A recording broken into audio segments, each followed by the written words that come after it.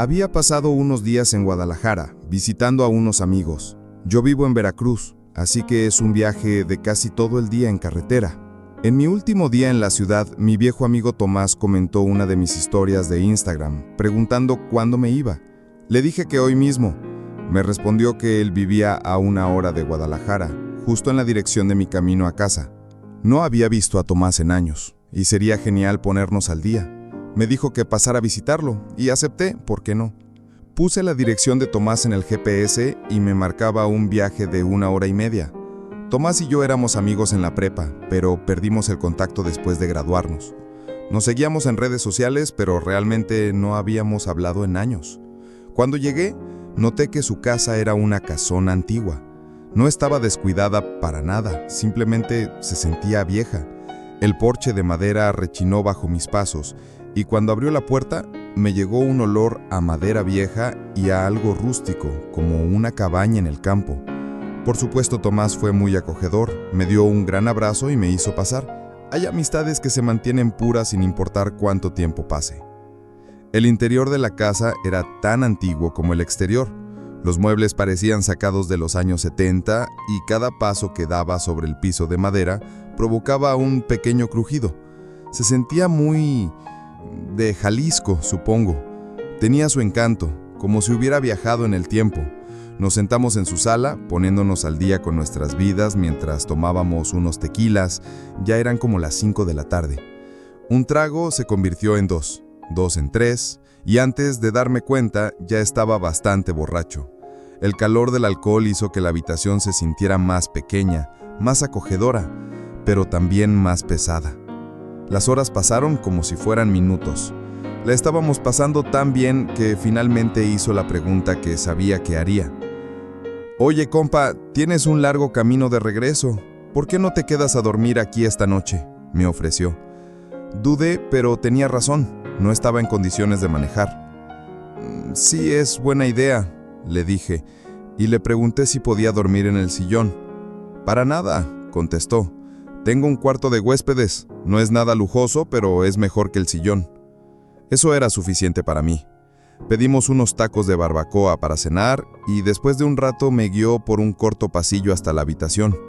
No presté mucha atención al interior del cuarto porque estaba hasta atrás, los dos lo estábamos, pero recuerdo que el aire se sentía estancado, como si la habitación no se hubiera usado en mucho tiempo. Apenas tuve tiempo de registrar mis entornos antes de desplomarme en la cama, completamente agotado y borracho. En algún momento de la madrugada me desperté.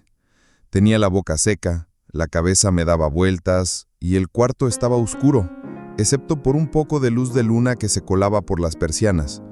Fue entonces cuando lo vi. En la esquina más lejana del cuarto, sobre la puerta del closet, había algo colgado. Al principio parecía un largo abrigo negro en un perchero, pero a medida que mis ojos se acostumbraban, la forma se sentía incorrecta. Tenía una parte superior ancha, casi como hombros, y la forma en que colgaba lo hacía ver menos como tela y más como una silueta. Mi corazón latía con fuerza en mi pecho. No recordaba haber visto eso cuando entré tambaleando, pero estaba borracho. Más bien, simplemente no lo noté. Me di la vuelta, tratando de ignorarlo. Era solo un abrigo, nada más. Pero no pude evitarlo. Volví a mirar. Seguía ahí. Apreté los ojos, respiré hondo y me obligué a dormir. No sé cuánto tiempo pasó antes de que me despertara de nuevo. No fue solo la incomodidad lo que me sacó del sueño. Fue un sonido, un crujido lento y suave, como si alguien pisara con cuidado un piso viejo, de madera. Mis ojos se abrieron de golpe. El cuarto estaba tenuemente iluminado ahora. El amanecer se asomaba por las persianas. Giré la cabeza hacia la esquina y sentí un hueco en el estómago. El abrigo ya no estaba. Me senté tan rápido que la cabeza me dio vueltas. Mi cuerpo zumbaba con una mezcla nauseabunda de miedo y los restos del alcohol. Escaneé la revisión. Mi corazón golpeaba contra las revijas. No había nada en la esquina, solo la puerta vacía del closet. Me quité las sábanas y corrí al cuarto de Tomás. Él estaba roncando, completamente ajeno al pánico que me invadía. Lo sacudí para despertarlo. lo que costó bastante esfuerzo considerando lo borracho que estaba. Finalmente despertó, muy confundido, frotándose los ojos. «El abrigo», le dije sin aliento. «El que estaba en el perchero del cuarto de huéspedes». Me miró con extrañeza. «¿Qué abrigo?», dijo. «El abrigo negro, el que colgaba en la puerta del closet. Parecía casi una persona». Tomás se sentó, pareciendo más despierto ahora. «Compa, yo no tengo ningún abrigo así, ni siquiera tengo un perchero en ese cuarto», dijo. Lo miré fijamente, esperando que dijera que estaba bromeando, que era una especie de chiste pesado. Pero su expresión se mantuvo seria. «Ven a ver», le dije. Suspiró, pero se levantó y me siguió de regreso al cuarto. Señalé el lugar exacto. «Estaba justo ahí», afirmé. Tomás se rascó la cabeza. Me preguntó si estaba seguro de que lo había soñado, pero yo insistí. «No sé lo que vi. Me desperté y estaba ahí. Luego me desperté de nuevo y ya no estaba». Nos quedamos en la habitación por unos momentos, los dos sintiendo el mismo silencio espeluznante presionándonos. Finalmente Tomás exhaló y negó la cabeza, aceptando que debíamos revisar la casa por si acaso. Buscamos en cada cuarto, cada closet, cada rincón. Nada. Ninguna señal de entrada forzada, ningún abrigo extraño colgado en ninguna parte. Nada que pudiera explicar lo que vi. Al final, Tomás intentó convencerme de que tal vez había estado en un estado de medio sueño, viendo cosas que no estaban ahí. Quería creerle, de verdad. No quería pensar en la alternativa. Tan pronto como el sol salió por completo, tomé mis cosas, me despedí y me puse en camino. Casi me sentí culpable por dejarlo solo después de eso. Todo el camino de regreso a Veracruz, mi mente seguía dando vueltas a ese momento. Despertarme y ver a esa figura con forma de abrigo mirándome desde la esquina, y cómo simplemente desapareció por la mañana. Tal vez Tomás me hizo una broma cruel, pero hasta el día de hoy nunca ha admitido nada, así que lo dudo. O tal vez, solo tal vez, había alguien más en esa casa observándome dormir y decidió irse antes de que amaneciera. Esto me pasó cuando tenía 18 años. Estaba de viaje con mis papás y una amiga mía, a la que llamaremos Sofía. Esta historia tiene lugar en Hidalgo, México, durante un viaje por carretera. Mis padres, Sofía y yo íbamos a un viaje dentro del país. Teníamos un trayecto de unas 5 horas desde casa en la Ciudad de México. El plan era visitar un famoso parque ecoturístico y quedarnos en una zona de acampar, pero no habíamos reservado nada. Llegó el día y llegamos al pueblo mágico cerca del parque, pero planeábamos visitarlo al día siguiente, así que necesitábamos un lugar para dormir. Como habíamos traído tiendas de campaña en el coche, mi papá buscó en internet una zona de acampar cercana.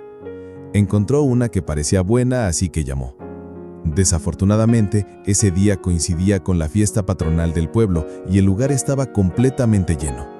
Como no habíamos reservado, no quedaba ni un solo espacio. Mi papá llamó a otros lugares, pero no encontramos nada a un precio razonable o cerca del parque. Nuestra única opción era encontrar un lugar para acampar en la naturaleza. Pusimos el GPS hacia el estacionamiento más cercano en un bosque para evitar multas. Finalmente encontramos un lugar en una reserva natural. Cuando llegamos, había algunas personas alrededor, así que preguntamos si estaba bien poner nuestras tiendas allí y si era un buen lugar. Una señora que estaba haciendo senderismo nos dijo que era un buen lugar para dormir y que no había guardabosques. Con base en eso, decidimos dormir en un pequeño y solitario estacionamiento de grava. Estábamos rodeados de bosque y a unos 10 minutos a pie había una laguna.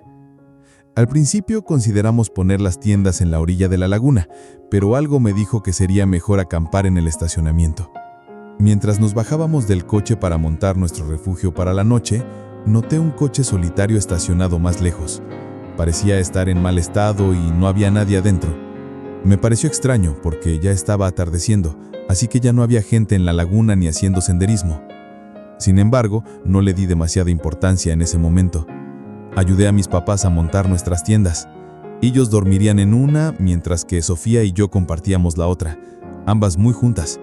Después de batallar para armarlas, finalmente terminamos. Sofía y yo pusimos nuestra tienda acogedora, vimos YouTube y comimos botanas. Para entonces eran como las 11 de la noche. Queríamos dormir a una hora decente para no estar tan cansados al día siguiente. Después de un rato, alrededor de la medianoche, decidimos dormir. A esas alturas mis padres ya estaban durmiendo en su tienda. Sofía y yo estábamos viendo TikTok cuando de repente escuchamos un sonido metálico desde el estacionamiento. Sonó como si una pala fuera arrojada sobre la grava. Ambas saltamos de miedo y nos preguntamos qué podría ser. Demasiado asustadas para asomarnos por la ventana de la tienda, decidimos quedarnos en silencio y escuchar. El sonido había venido de la misma dirección que el coche abandonado. Luego escuchamos lo que supuse que era una pala siendo arrojada a la cajuela del coche, seguido por el portazo de la cajuela. Nos quedamos en silencio, con el corazón a 1000 por hora. Luego oímos el coche arrancar y acelerar, como si alguien intentara huir rápidamente. Le envié un mensaje a un amigo de un pueblo cercano, diciéndole dónde estábamos. Me respondió advirtiéndome: aguas, compa. Por esa laguna dicen que se aparece la Llorona y aparte es zona caliente, a veces la usan para ajustar cuentas. No teníamos ni idea de esto. Cuando leí el mensaje de mi amigo, sentí un frío recorrer mi cuerpo y una profunda inquietud. Pasaron unos 10 minutos en silencio después de que el coche se fue. Sofía y yo habíamos comenzado a calmarnos un poco, cuando de nada escuchamos el grito más fuerte y desgarrador de un hombre en el bosque. Estábamos absolutamente aterrorizadas. Inmediatamente le envié un mensaje a mi madre, diciéndole que acabábamos de escuchar un grito muy fuerte. Como no respondió, le llamé a su celular para despertarla. Finalmente contestó y dijo que ni ella ni mi padre habían escuchado nada. Me aseguró que probablemente no era nada grave, pero en ese momento no podía pensar en ninguna razón normal para que alguien gritara de esa manera. Sofía y yo nos acurrucamos bajo las cobijas, aterrorizadas, sin saber qué estaba pasando. Cada minuto se sentía como una hora. Aunque era medianoche, estábamos demasiado asustadas para dormir. De repente, todo se volvió inquietantemente silencioso. Entonces se me heló la sangre. Escuché pasos. Alguien caminaba alrededor de nuestras tiendas, moviéndose sigilosamente. Sofía y yo nos sentamos, paralizadas de miedo. Apagué mi teléfono para que su luz no iluminara la tienda. Mi corazón estaba acelerado. Podía escuchar mi propio pulso. No había ninguna razón lógica para que alguien estuviera caminando alrededor de nuestras tiendas en medio del bosque a esa hora. Los pasos se movieron primero alrededor de nuestra tienda, luego hacia la de mis padres, y después rodearon nuestro coche que estaba estacionado cerca. Se detuvo y pareció que estaba mirando nuestras tiendas por un momento. Hubo un silencio total. Luego escuché el mismo coche de antes, regresando. Sus faros iluminaron nuestras tiendas, y Sofía y yo nos acostamos rápidamente para evitar ser vistos. Reuní la valentía para asomarme por la pequeña ventana de la tienda. Vi la puerta del coche cerrarse de golpe antes de que acelerara de nuevo. Sentí un breve momento de alivio cuando la persona se fue. Desde mi posición, podía ver el camino por el que se habían ido. 5 minutos después, vi otro coche acercándose rápidamente. Era una patrulla de policía, corriendo en la misma dirección en la que se había ido el otro. No pasó nada más después de eso. Sofía y yo estábamos temblando, así que decidimos sentarnos en el coche con seguro para sentirnos más seguras. Me quedé despierto hasta las 5 de la mañana, vigilando el bosque mientras Sofía finalmente se quedó dormida a mi lado. Después de una hora, volvimos a nuestra tienda y por puro exhaustión entonces finalmente nos quedamos dormidas. Nos despertamos alrededor de las 9 de la mañana, completamente exhaustas. Le conté a mi mamá todo lo que había pasado y me reveló que ella también había escuchado los pasos, pero cuando la persona estaba cerca de su tienda, también había escuchado una respiración pesada como la que se oye en las películas de terror. Ella también había estado aterrorizada. Sin embargo, mi papá había dormido durante todo el exceso, así que tuvimos que contarle la historia. Sin dudarlo, empacamos inmediatamente nuestras cosas, ansiosos por irnos lo antes posible. Ninguno de nosotros quería quedarse allí ni un minuto más. A pesar de la noche aterradora, nos divertimos en el parque ecoturístico más tarde ese día. Sin embargo, esa noche decidí investigar sobre el bosque donde habíamos acampado. Lo que encontré me revolvió el estómago. Poco tiempo antes de nuestra visita, un hombre había sido asesinado allí, apuñalado hasta la muerte por deudas relacionadas con pandillas. Aún más perturbador, 2 hombres habían desaparecido de esa misma laguna y nunca fueron encontrados. No podía dejar de pensar en ello. ¿Y qué tal si la persona que estaba caminando alrededor de nuestras tiendas era un individuo peligroso, verificando si había testigos? ¿Y qué tal si estuvimos en grave peligro sin darnos cuenta? Incluso ahora todavía pienso en esa noche. ¿Quién soltó ese grito horrible y por qué? ¿Por qué alguien estaba usando una pala en medio de la noche en un bosque? ¿Y la policía? ¿Qué estaban persiguiendo exactamente? Supongo que nunca lo sabré. Esta es una historia que aún me atormenta cuando pienso en ella a pesar de que era muy joven cuando sucedió.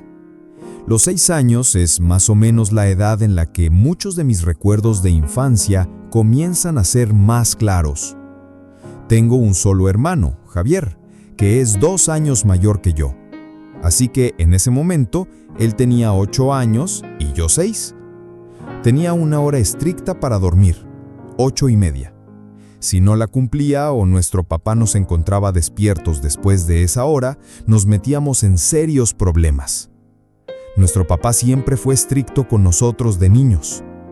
Sinceramente no recuerdo si esto sucedió en una noche de escuela o no, pero me desperté en medio de la noche porque Javier me estaba sacudiendo. Javier y yo compartíamos un cuarto grande arriba, en el segundo piso de la casa. El cuarto de mis papás estaba en el primer piso. Estaba confundido sobre por qué Javier me despertaba, hasta que me dijo en un susurro que me callara y escuchara. Y lo hice. Escuché de lo que hablaba. Era la voz de nuestra mamá, llamándonos desde abajo, pero era en un susurro muy bajo. Iba a levantarme para responderle a mi mamá, pero mi hermano me dijo que no lo hiciera. Dijo que no creía que fuera mamá. Le dije que dejara de intentar asustarme. Recuerdo que estaba muy enojado con él. Me dijo que me acercara y escuchara. Así que me levanté y fui hacia la puerta del cuarto. Justo afuera de nuestra puerta estaba el pequeño pasillo que llevaba al baño y a otro cuarto donde nuestra abuela dormía cuando se quedaba con nosotros. Directamente a la derecha al salir de nuestro cuarto estaba la escalera que bajaba, la cual también tenía una puerta. Pegué mi oído a la puerta de nuestro cuarto y escuché la voz con más claridad. Decía, sonando como la voz de nuestra mamá: «¡Javier! ¡Miguel!». Le dije a Javier: «Es mamá». Y él respondió: «No, no es ella». De alguna manera, siendo un niño de 6 años y el hermano menor, me encontré siendo el que tuvo la confianza suficiente para abrir la puerta de nuestro cuarto y luego escuchar a través de la puerta de la escalera. Pero ahora la voz se había detenido. Le susurré a Javier que mamá se había alejado y de nuevo dijo que no es mamá. Seguí diciéndole que se callara, que me estaba asustando. Quité el seguro de la puerta de la escalera y la abrí lentamente para no hacer ruido. Cuando la puerta estuvo lo suficientemente abierta, me asomé por la rendija. Al pie de las escaleras se veía claramente la silueta de una persona, una mujer. Pero supe de inmediato que no era nuestra mamá. Quienquiera que fuera me vio, porque dijo: «Hola, mi niño, ven acá». Cerré la puerta de golpe, le puse el seguro, regresé a nuestro cuarto y también cerré con seguro.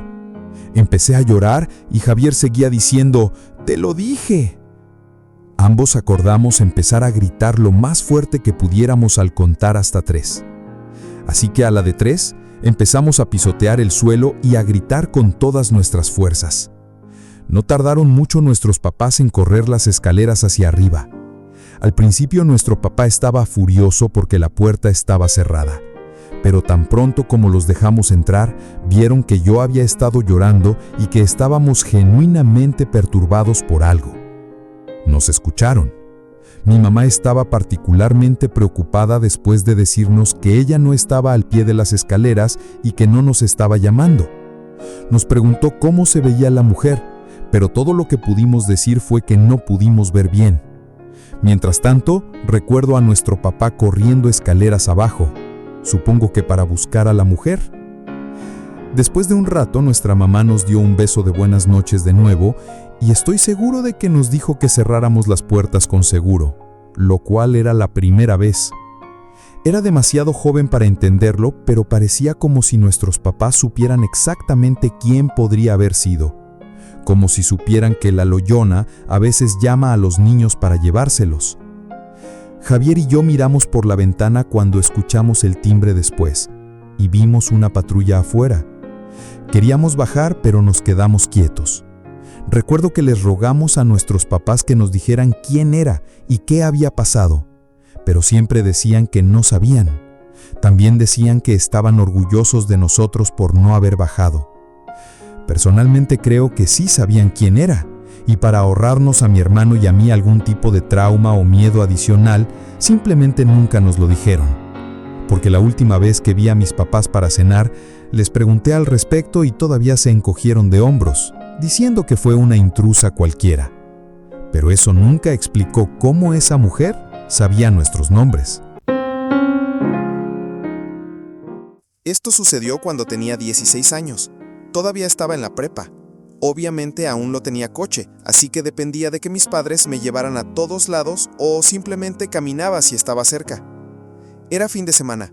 Mi amiga Sofía había invitado a algunas de nuestras amigas a su casa ya que sus papás no estaban. Mi mamá me llevó a su casa. Sofía vivía cerca, a unos 3 minutos en coche y a unos 20 minutos caminando. Mi mamá era soltera en ese momento y también le gustaba salir, así que me dijo que si ella salía hasta tarde, que simplemente caminara o consiguiera que alguien me llevara a casa, lo que significaba que iba a tener una cita. Algunas de nuestras amigas estaban en casa de Sofía, Camila y Daniela. Las 5 pasamos el rato en su patio trasero durante unas horas hasta que unos chicos de nuestra escuela aparecieron inesperadamente. Y por inesperadamente quiero decir que Sofía no me dijo que los había invitado. La razón por la que me molestó fue porque uno de los chicos que llegó era alguien con quien yo tenía una historia algo molesta y realmente no quería ver. Sofía pensó que estaba siendo linda y astuta al invitarlo sin que yo lo supiera porque por alguna razón quería que él y yo arregláramos las cosas. Fue simplemente un desastre incómodo. Había 4 chicos y 5 chicas, incluyéndome a mí. Así que finalmente decidí que no estaba de humor y después de un rato me fui. Estoy segura de que después de que me fui, algunos de los otros comenzaron a irse después porque ya era tarde, pero yo simplemente no quería estar cerca de esos chicos. Me aseguré de hacerle saber a Sofía lo molesta que estaba por mensajes de texto mientras caminaba a casa, y ella seguía diciendo, «Ay no, regresa». Se disculpó y la perdoné, pero aún así solo quería ir a casa. Caminé durante unos 5 minutos hasta que disminuí la velocidad. Creí haber escuchado pasos detrás de mí, y cuando bajé la velocidad, confirmé que escuché pasos que no eran los míos. Me di la vuelta y había un hombre de mediana edad con una capucha puesta sobre la cabeza y las manos en los bolsillos de su sudadera. Estaba sonriendo, mirándome, y dijo, «¿Qué tal?». Respondí, «Hola», y simplemente me di la vuelta y seguí caminando.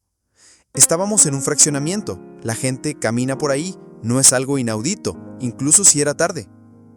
Pasaron otros 5 minutos de mí caminando y cada vez que echaba un vistazo, ese hombre seguía detrás de mí, más o menos a la misma distancia, quizás un poco más cerca cada vez que miraba. No era un camino recto a casa, tenía que dar varias vueltas en calles que se cruzaban para llegar a mi casa y en cada vuelta que daba, él seguía ahí. Estaba enviando mensajes a todas mis amigas para que enviaran a uno de los chicos a recogerme. Irónicamente, el chico que estaba tratando de evitar, Mateo, ya venía en camino a buscarme. El hombre detrás de mí dijo entonces algo que lo cambió todo. Dijo, «No te voy a hacer daño. Vives por la primaria, ¿verdad?». Me di la vuelta y él se detuvo en seco. Seguía sonriendo, pero ahora su sonrisa parecía más falsa, más siniestra. Grité, «¡Déjame en paz!», y comencé a correr. Escuché al hombre corriendo detrás de mí, alcanzándome. En ese momento era mi vida la que estaba en juego, así que comencé a gritar como loca. Comencé a gritar «¡Ayuda!» para que todos en sus casas se despertaran. Y él, el hombre, abandonó su fachada de tipo amable y dijo «¡Cállate, pinche!». Mis gritos definitivamente lo asustaron, porque obviamente no quería un montón de testigos a punto de salir de sus casas. Salió corriéndose a la oscuridad y vi que algunas luces en las casas a mi alrededor se encendieron. Una pareja salió de su casa y les expliqué que casi me secuestran. Me quedé ahí, frente a su casa, hasta que llegó Mateo a recogerme. Me llevó a casa. Estaba a solo 1 minuto en coche de ahí. Mi mamá no estaba en casa, estaba afuera y no respondía a mis mensajes. No quería estar sola, así que invité a Mateo a pasar la noche. Sé que él fue el campero más feliz del mundo, pero la cosa no terminó ahí. Estuvimos despiertos hasta tarde, solo hablando y recordando viejos tiempos, cuando ambos escuchamos pasos rodeando la casa. Mi cuarto en esa casa era arriba, con vista al patio trasero. Escuchamos la reja del patio abriéndose. Mi mamá nunca entraría por el patio trasero, así que algo andaba mal. Me contuve de gritar ¡Mamá! Y en su lugar, Mateo y yo simplemente miramos por la ventana, observando. No escuchamos más sonidos. Esperábamos ver a alguien caminando por el patio, pero en lugar de eso, ambos escuchamos la voz de un hombre decir: «Ya te vi allá arriba». Solté un jadeo muy audible y me alejé de la ventana. Mateo gritó algo como: «¡Le vamos a hablar a la policía, enfermo!». Y eso fue exactamente lo que hicimos. El hecho de que este hombre supiera dónde vivía, probablemente sabía quién era yo. ¿Y qué tal si sabía que iba a ir a casa de Sofía? Mateo se encargó de la mayor parte de la llamada al 911. Mirando atrás, sé que se esforzó mucho por ser el hombre de la situación y lo aprecié. Honestamente estaba tan feliz de que él entrara. Los policías llegaron y su presencia me hizo sentir más segura. Incluso solo darles una descripción de este hombre me hizo sentir mejor, como si al menos se hubiera hecho algo. Mi mamá llegó a casa poco después y estaba tan asustada como yo. Dejaron una patrulla estacionada en la cuadra por unas horas, como medida disuasoria para ese hombre asqueroso y cualquier otro pervertido de acercarse a esa casa. Me alegra decir que la historia terminó ahí, porque este incidente también impulsó a mi mamá a vender esa casa aproximadamente 1 año después, solo porque odiaba verme vivir con un miedo constante en ese lugar. Nunca supimos quién era ese hombre.